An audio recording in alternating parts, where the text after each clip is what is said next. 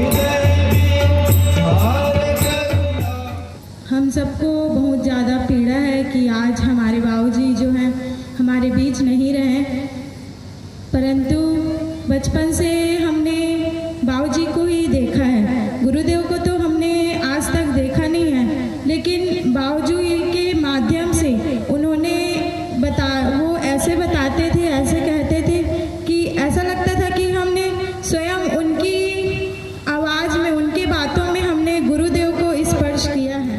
चोला माटी के हेरा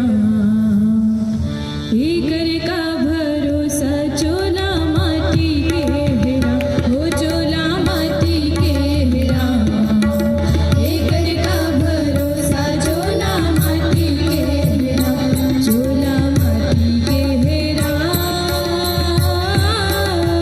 हो चोला माटी के हेरा कर का भरोसा चोला माटी के आज ऐसे पुरोधा के ऐसे धरोहर के श्रद्धांजलि सभा रखे गए हैं जो गायत्री परिवार ला जन जन तक पहुँचाए काम करे हैं हमारे आदरणीय बाबूजी हैं। ऐसे तो बाबूजी के से जुड़ना और बहुत अभी ज़्यादा दिन नहीं होते। पहली गायत्री ज्ञान मंदिर में जब नान नान रहन बाल संस्कार सलामत रहन तो फिर बाबूजी ला देखन प्रणाम करन बस वहीं तक रही थे। ओकर बाद बाबूजी के दोनों नवरात्रि में आना और बहुत अच्छा संदेश सुनाना खासकर परिवार निर्माण के कि कैसे परिवार ला कैसे होना चाहिए, कैसे छोटे छोटे लड़के होना चाहिए, कैसे एक पत्नी ला होना चाहिए परिवार में, ये सब चीज़ें सुनने मिले। पूरा पाठ हो सिखेरी से गुरुदेव माता जी से कैसे लोगन ला कैसे हर गांव में गायत्री में हो और सब गायत्री मन से मतलब सही दिशा में इंसान आ जाए और सही रास्ता में चले, सबका सद्विचार हो, सतचिंतन हो और हर गांव स्वर्ग बन जाए ये वो कर सपना रही से। और हर गांव ला मोर हिसाब से जितना भी ये बैठे पड़ जाना सब वही विनोद जी के कृपा हुई जो आज ये जुड़े के मौका हुई से। 2 बार मुझे बराबर 2 बार मायने रखती चीज लग इतना कसक इतना पीड़ा मतलब एक आत्मीयता जैसे गुरुदेव आत्मीयता बांटे ना वो सीधा परिवार के बारे में पूछती कैसे हाल चाल करके।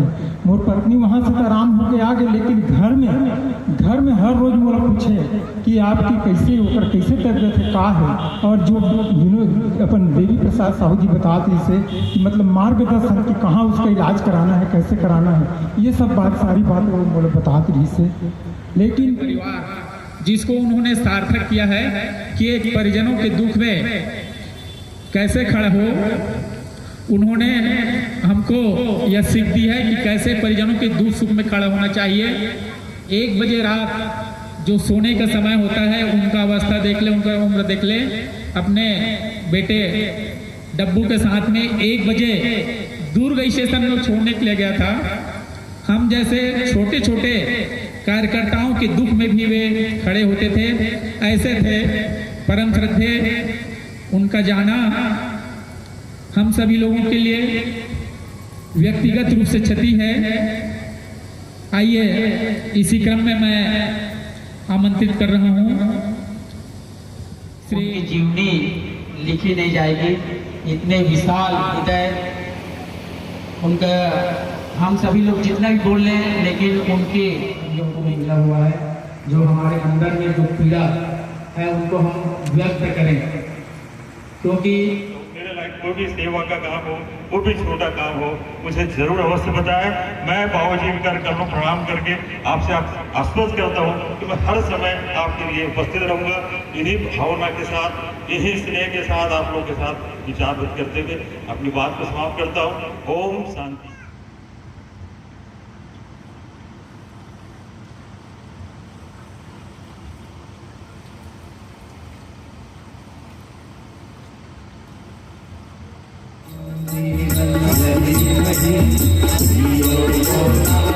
प्राण